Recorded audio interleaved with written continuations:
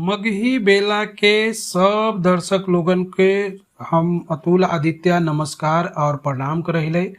आशा करहिले कि अपने लोग स्वस्थ और सुरक्षित होथिन। एगो ई कोरोना काल में इतना हृदय विदारक समाचार अइले है कि जेकरा सुनना और देखला के बाद दिल कांप जा है।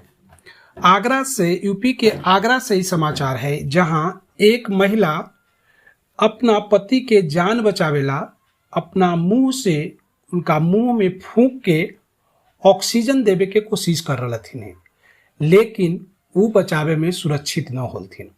व्यवस्था इतना लचर पचर है कि जान जा रहे लोगों के, लेकिन कोई सुनवाई न हो रहे है। ई में अपने देख रहलथिन है कि जैसन कि एक महिला जो है ऑटो से लेके अलथिन अपने परिवार के, और वो ऑटो में ही जब वो बेचैन होवे लगलथिन तो उनका अपना मुंह से फूंक फूंक के सांस देवे के कोशिश कर रहलथिन कि ताकि किसी तरह से जान बचा लेवल जाए पति के, लेकिन वह अभागिन महिला बेचारी सक्सेस न हो पलथिन, न सफल हो पलथिन अपने पति के जान बचावे में। तो कोरोना के ये भयावह रूप देख के हम अपने सबसे भी आग्रह करवे कि सुरक्षित रहे के कोशिश करथिन।